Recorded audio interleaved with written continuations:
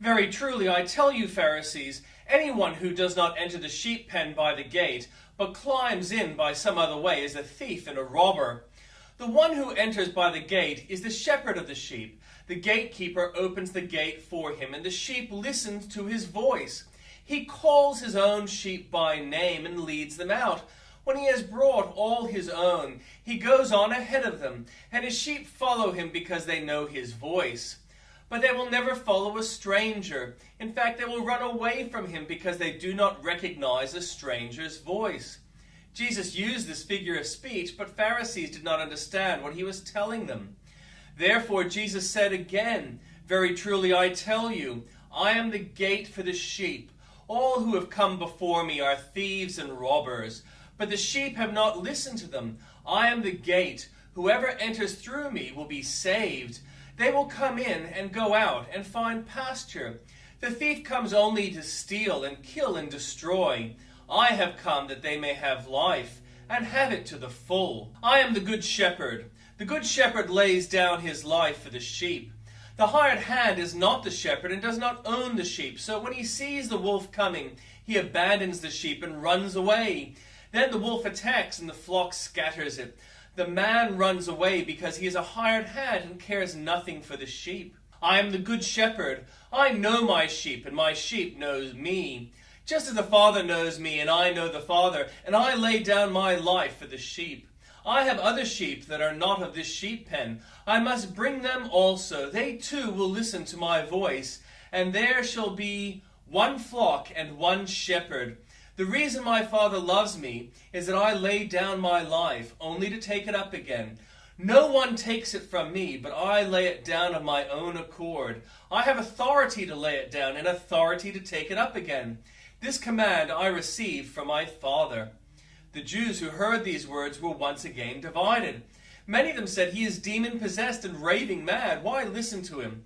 But others said, "These are not the sayings of a man possessed by a demon. Can a demon open the eyes of the blind?" Then came the festival of dedication at Jerusalem.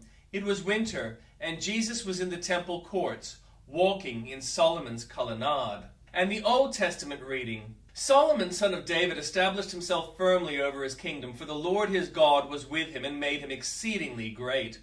Then Solomon spoke to all Israel, to the commanders of thousands and commanders of hundreds, and the judges, and to all the leaders in Israel, the heads of families. And Solomon and the whole assembly went to the high place at Gibeon, for God's tent of meeting was there, which Moses, the Lord's servant, had made in the wilderness. Now David had brought up the ark of God from Kiriath-Jearim to the place he had prepared for it, because he had pitched a tent for it in Jerusalem. But the bronze altar that Bezalel, son of Uri, the son of Hur, had made was in Gibeon in front of the tabernacle of the Lord. So Solomon and the assembly inquired of him there. Solomon went up to the bronze altar before the Lord in the tent of meeting and offered 1,000 burnt offerings on it. That night God appeared to Solomon and said to him, "Ask for whatever you want me to give you." Solomon answered God, "You have shown great kindness to David my father, and have made me king in his place.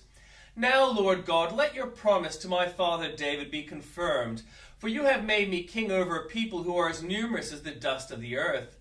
Give me wisdom and knowledge that I may lead this people, for who is able to govern this great people of yours?"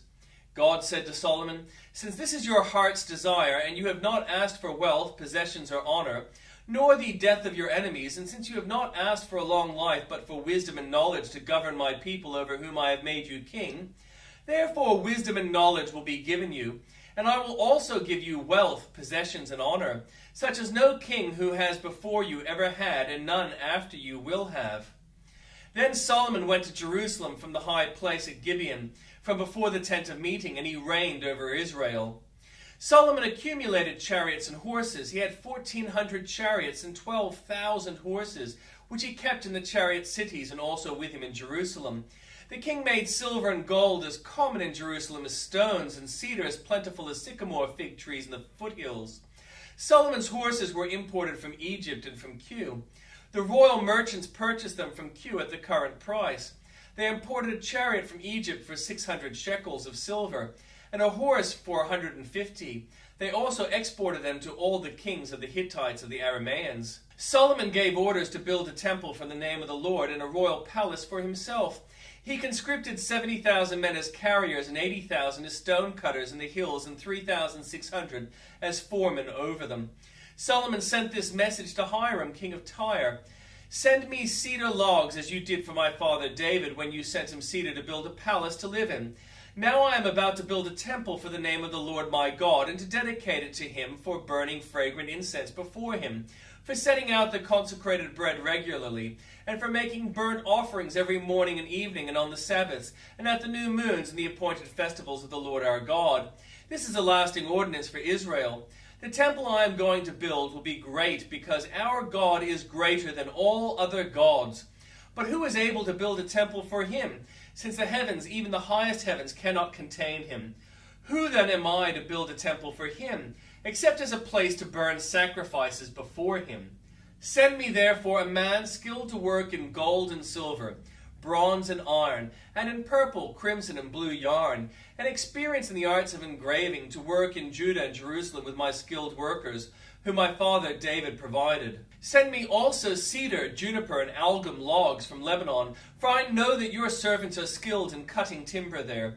My servants will work with yours to provide me with plenty of lumber, because the temple I build must be large and magnificent. I will give your servants, the woodsmen who cut timber, 20,000 cores of ground wheat, 20,000 cores of barley, 20,000 baths of wine, and 20,000 baths of olive oil. Hiram, king of Tyre, replied by letter to Solomon, because the Lord loves his people, he has made you their king. And Hiram added, Praise be to the Lord, the God of Israel, who made heaven and earth. He has given King David a wise son, endowed with intelligence and discernment, who will build a temple for the Lord and a palace for himself. I am sending you Huram-Abi, a man of great skill, whose mother was from Dan, and whose father was from Tyre. He is trained to work in gold and silver, bronze and iron, stone and wood, and with purple and blue, crimson yarn and fine linen. He is experienced in all kinds of engravings and can execute any design given to him. He will work with your skilled workers and with those of my lord David your father. Now let my lord send his servants the wheat and barley and olive oil and wine he promised, and we will cut all the logs from Lebanon that you need, and will float them as rafts by sea down to Joppa. You can take them up to Jerusalem. Solomon took a census of all the foreigners residing in Israel, and after the census his father David had taken, and they were found to be 153,600. He assigned 70,000 of them to be carriers and 80,000 of them to be stone cutters in the hills, with 3,600 foremen over them to keep the people working. Then Solomon began to build temples of the Lord in Jerusalem on Mount Moriah, where the Lord had appeared to his father David. It was on the threshing floor of Araunah, the Jebusite, the place provided by David. He began building on the 2nd day of the 2nd month in the 4th year of his reign. The foundation Solomon laid for building the temple of God was 60 cubits long and 20 cubits wide, using the cubit of the old standard. The portico at the front of the temple was 20 cubits long across the width of the building and 20 cubits high. He overlaid the inside with pure gold. He paneled the main hall with juniper and covered it with fine gold and decorated it with palm trees and chain designs. He adorned the temple with precious stones, and gold he used was called of Parvaim. He overlaid the ceiling beams of door frames, walls, and doors on the temple with gold, and he carved cherubim on the walls. He built the most holy place in its length corresponding to the width of the temple, 20 cubits long and 20 cubits wide. He overlaid the inside with 600 talents of fine gold. The gold nails weighed 50 shekels.